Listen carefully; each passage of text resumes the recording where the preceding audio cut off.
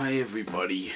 This is a video I'm going to do in response to something I discovered on Paul Elam's channel. Now, I didn't know Paul Elam even had a YouTube channel until recently, although that shouldn't really surprise me. But yeah, apparently he did an interview, or someone from his website did an interview with the Amazing Atheist back in August of last year. Now, I didn't know about this, and until this point I'd always assumed the Amazing Atheist was what I would call an INAMRAB. Now, INAMRAB is an acronym I invented, which stands for I'm not a men's rights activist, but. And this refers to people who don't actually embrace the term men's rights activist, but don't embrace this term MRA, but they still spew all the kind of stupid misogynistic bullshit out of their mouths that these guys do. Now, before anyone wants to tell me that that's a shitty acronym, I mean, if MGTOW is a legitimate acronym, right, then I think INAMRAB should equally be accepted as an acronym, because at least you can pronounce INAMRAB. MGTOW is just one of those barely pronounceable words, and it only works in the plural, doesn't it? You know, it's like you've got MGTOW, or you've either got several MGTOW, or you've got one MGHOW. But they don't seem to have noticed that, and if that kind of stupid acronym counts as an acronym, then I think, you know, INAMRAB, you know, I think it's fair enough that we count that as an acronym. So let's look at this video. I started making videos, and atheism seemed a natural enough thing to talk about. I kind of wish that I hadn't, you know, limited myself in such a way, but I don't know that I would have experienced the same growth without initially being attached to the secularism movement in America, which, you know, which as you probably know has been quite derailed, but you know, primarily by feminism. But well, let's look at what you had to say about this movement. You know, that you're so sad it's been derailed. Let's look at what you had to say about this movement a few years back. And I think that it not only helps me to have my own identity, I think it helps atheism by not necessarily tying what, you know, the atheist movement, or whatever you want to call it, is doing and what I'm doing. Because, like you said, a lot of what I'm saying is detrimental to their movement, and I agree, which is why I'm trying to distance myself from it. But yeah, I mean, it was good, and then I basically started segueing into other subjects like e-begging, you know, politics and social commentary, and started emulating my true heroes like George Carlin and Bill Hicks, and you know, it's kind of just grown from there. I mean, I've seen growth every year since I started the channel. I mean, I've never been one of these people that explodes off like a rocket, but I've seen stable growth year after year. So I think that's, you know, more than most people can ask for. I know that a lot of my contemporaries that were on even footing with me at one time, you know, are now struggling to even maintain the audiences they once had. So I'm pretty grateful that I've somehow been able to sidestep that problem. Now, to this problem you had with the YouTube channel with having so many videos taken down, a lot of people on YouTube have complained about and had problems with the censorship in the past, you know, false flagging and violation of copyright. YouTube censorship is a pretty serious issue. I mean, there's you know, and it's serious because it costs you money. It's so often for purely ideological reasons. You know, there are things that clearly. There are certain issues where one side seems to be clearly favored over the other by YouTube, even if they're not favored by the YouTube community. YouTube doesn't hate atheists. We need to be clear about this. This censorship, I admit that the flagging system on YouTube is very fucked up. There's no denying that, but there's no reason to believe there's some slanted bias against atheists here. It just happens to be the case that for some reason, every so often, someone will flag something, and if something's getting flagged enough, it's going to get removed. You see atheists getting stuff removed, you see people who aren't atheists getting stuff removed.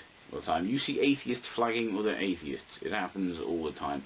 There's really no reason to believe there's some bias against atheists. You know, sorry, this whole victim complex thing not really working here. And I'm going to kind of start focusing on your criticism of feminism here. Sure. At what point did, because they're obviously, feminism and feminists have become some of your favorite targets.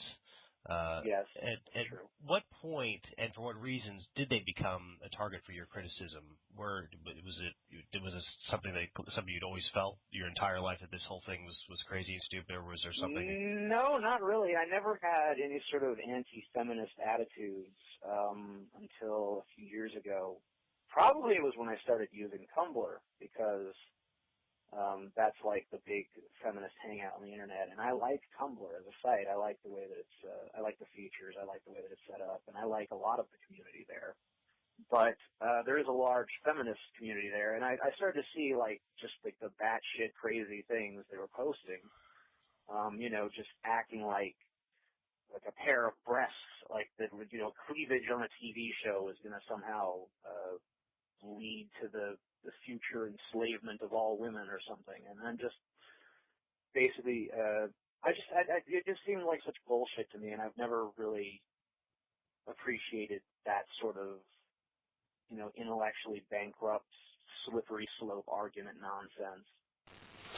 Now, what's odd here is that we're talking about the idea of women being repressed by the sight of boobs, but let's be honest, I mean, here we have, if I look at this excellent article from Man Boobs, which I shall link below, Paul Elam basically thinks that men are oppressed by women's butts. I mean, to give him the quote, "I am about as red pill as men come, I think. There has not been a woman that could sexually manipulate me in decades. But one look at that woman's ass in image number 2, and I feel every instinctive reproductive trigger trying to go off in my brain. It is not a feeling of power at all for me, but a feeling of something I might have to overcome in order to just self-preserve." Yeah, so if anyone doesn't get what that means, that's basically Paul Elam telling you he just got an erection. Yeah, that's not creepy at all, is it? And I started seeing more and more of that, and I just decided to take the better, you know, the more I looked into it, the more I started reading other people's opinions, the more I was critical of them, and the more I was critical of them, the more I became subject to, you know, really vicious attacks by the feminist community on Tumblr, and then also in that, you know, the larger feminist community beyond just Tumblr. So you weren't initially out to pick a fight with anybody. No, like I was, you know, like initially I wasn't like, I'm gonna go fucking start a fight with feminism. Like if you'd have told me 5 or 6 years ago that I'd be going toe to toe with feminism, I'd have said you were crazy, because I thought, you know, at the time that feminism really was just about equality between the genders. And it wasn't until I started seeing that, you know, that's the rhetoric that's used, but that's not actually what they support if you really look at the propaganda they put out there. So I became critical of propaganda, and then they became critical of me, and then the whole situation escalated to the point that it's at now, which is just, you know, me and the feminist community are at each other's throats constantly. I kind of want to expand on this a little bit. Sure. Let's take, for example, probably your most popular anti-feminist video, which is Failure of Feminism. That has the most views of all of your... I would say that the most popular is probably It's Only Sexist When Men Do It. Oh, okay. Sharon Osbourne isn't a feminist, so not really an anti-feminist video. 1.8 million views. I take either one of those videos. But yeah, I mean, there's plenty of videos I've done that have been very popular. Yeah, so you didn't really expect, well, I'm sure by the time you made those videos, you expected a response from feminists, but it was really kind of massive. You know, a lot of people came on your channel and a lot of feminists came on your channel and put down comments and really all sorts of nasty things. Yeah. So do you think, so by this time you're expecting a response, but do you think, and this is my theory and the theory of a lot of people that like your videos, that because of because you have a big audience and you're very eloquent in the way you criticize people and things and ideas. Okay, we talked with Justin Vacula several months ago about Atheism Plus. Yeah. And what it appears to be, I think most people would agree with this statement, it appears to be that feminists, it's an attempt by feminists to co-opt this growing popularity of atheism. Yeah, I guess that they figure they can't get a movement, a viable movement started on their own, so they'll just hijack someone else's. Right. Yeah, I hate that. I hate it when some atheist comes along and tries to start their own movement, tries to start their own kind of little niche of atheism. Yeah, I really hate that. I am disgusted with the fucking labels atheist at this point. I fucking hate it. I hate it. I hate it. I hate it. It applies to me. It is a perfectly apt word to be applied to me, and it's right there in my name. So that presents a kind of dilemma for me because I don't like it anymore because it doesn't. Dawkins fucked it up. You want to know the truth? Dawkins fucked that word up. It's no good anymore. You see, when I adopted atheist as a fucking word, as a label for myself, it meant it was like saying I kill babies for fun. I mean, that was a way to become a villain in this society. That was a way to strike terror in the heart of a motherfucker because you're an atheist. You don't acknowledge his God, and he infers all sorts of things from that. If he doesn't acknowledge God, then he doesn't acknowledge morality, he doesn't acknowledge this, he doesn't acknowledge that, and he has no reason to play by my rules, and I'm scared shitless of him. And that was what attracted me to it. That was what attracted me to the label of it. I mean, I don't believe in God, because who the fuck, what reasonable person possibly could? It's just a fucking ludicrous fairy tale. But I mean, I never really wanted I never really wanted disbelief in God to be the core of my personality. What I really was attracted to was the danger of the word, and it's lost that danger. I mean, it's in best-selling books nowadays. So, in order to not change my name but to maintain the danger, I am coining a new term, amazing atheism. And I am the amazing atheist, and no one else can be the amazing atheist, but you can all be amazing atheists. You can be an amazing atheist. And what it means to be an amazing atheist is not only do you not believe in religion, in God, but you don't believe in religion, you don't believe in anything that comes from religion, and you don't believe in anything that even resembles a religion, like any sort of group that requires you to sacrifice individuality to be part of the group. I mean, any sort of dogmatic institution. You reject all that shit. You are Mr. Rugged fucking individualist as much as you possibly can be. Now, of course, not all groups are dogmatic, and if you're not intelligent enough to make the distinction, then you shouldn't bother calling yourself an amazing atheist. But that's what I am, and that's what my name means from now on. It's not the amazing atheist as in an atheist who is amazing. It's the amazing atheist as the preeminent amazing atheist, which is categorized by the new philosophy of amazing atheism, which is all one term. Well, there are many examples of this. There's the AIDS epidemic they've co-opted, the civil rights movement. Yeah, they do tend. This is a tendency. You're right. They do tend to co-opt other people's movements. But they're really they seem to be fumbling the ball really badly, even though they've had some success with the atheists. Well, the problem in the atheist community is you're talking about people who are naturally skeptical. Exactly. I mean, Atheists aren't naturally skeptical. That's ridiculous. Atheists are people who don't believe in gods.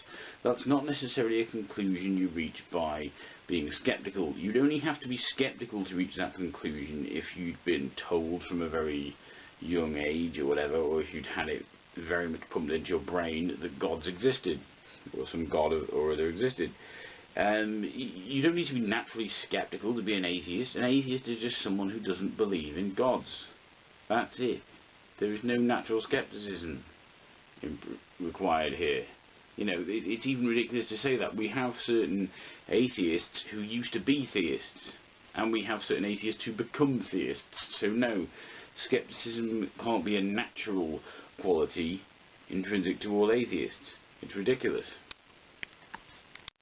you're not going to get all of those people united under a single ideology, no matter how hard you try. Well, that isn't the aim, though, is it? The aim of these kind of groups isn't to unify all atheists under one umbrella. It's actually to do the opposite. It's to divide. It's to draw clear distinctions between certain atheists, to say, these are our kind of people, these aren't our kind of people. Let's draw a division. Let's say, we're the atheists who believe X, Y, Z, and these are the atheists who don't believe X, Y, Z. So, So, no, there's no attempt to unify here. So, I mean, some people will be convinced, sure. I mean, they'll they'll find people that will agree with them. They might even, I mean, I think what their real success has not been appealing to the heart of the atheist community. Their real success has been bullying the people who put on conferences. Bullying? Oh no. Well, let's ask an expert on bullying. Let's find out. You know, when I was going to high school, if someone got bullied and they killed themselves because of it, we called that person a pussy. They were thought of as weak. Everyone said that about suicide when I was growing up. People who committed suicide were thought of as losers.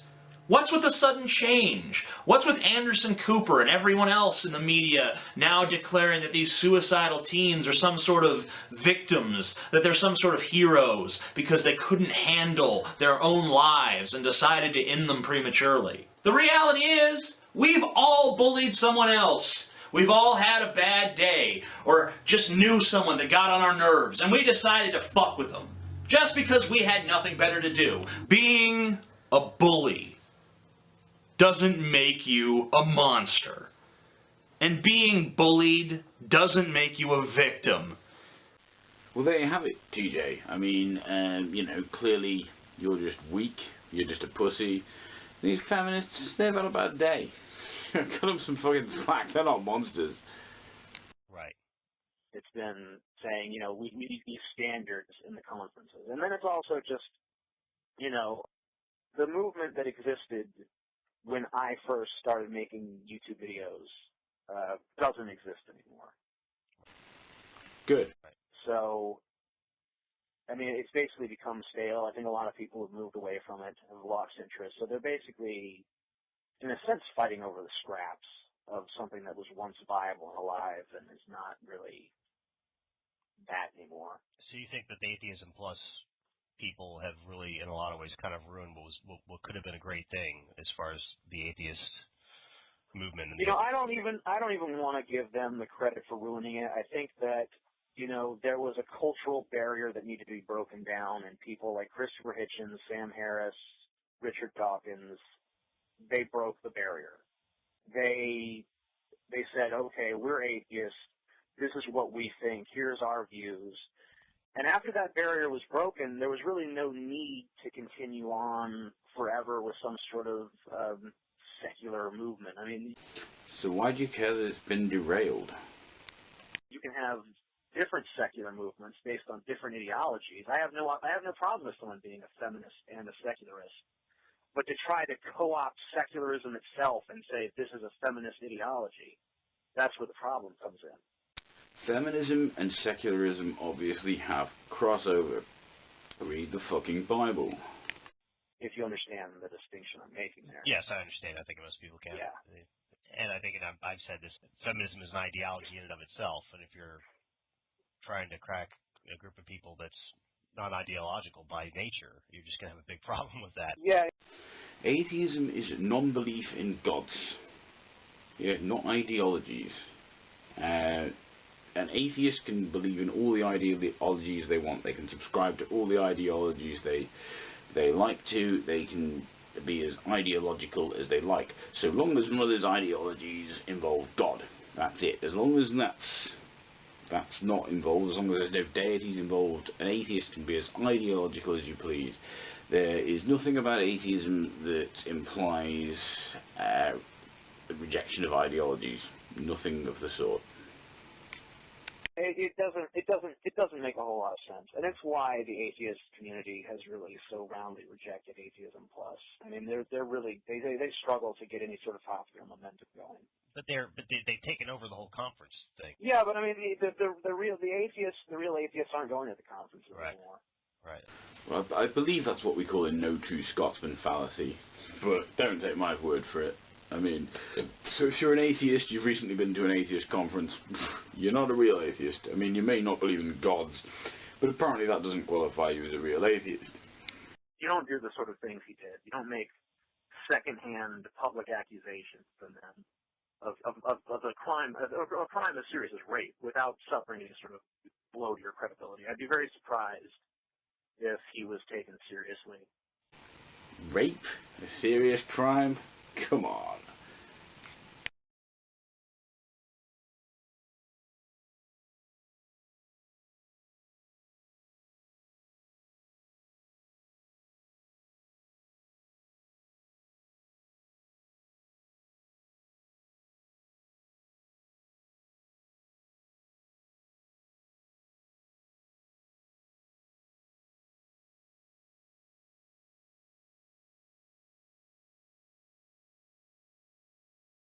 Now, about the future of you and your work on YouTube, do you think that there might come a time when YouTube may just not be, because you said that the censorship on YouTube is becoming a big deal? Well, it's always been a problem. I mean, I've been looking for alternative means of distribution for some time now, and I think I've worked some stuff out. But that announcement will have to be held later because I haven't quite figured all of it out yet. No shit. Yes, that's my brief sort of response to this bizarre interview between A Voice for Men and the Amazing Atheist. I will link. I've not included all the footage there. I've just included the bits that were of interest to me. But I'll link the whole thing in the description. And by all means, if anyone else wants to pull this apart or whatever, yeah, go for it. But yeah, like I said, I didn't realise TJ was actually, someone who was willing to associate himself to a movement like A Voice for Men, like the MRA movement. I always just assumed he was like this Einam Rab, but apparently not. So anyway, let me know what you think, everybody. Goodbye.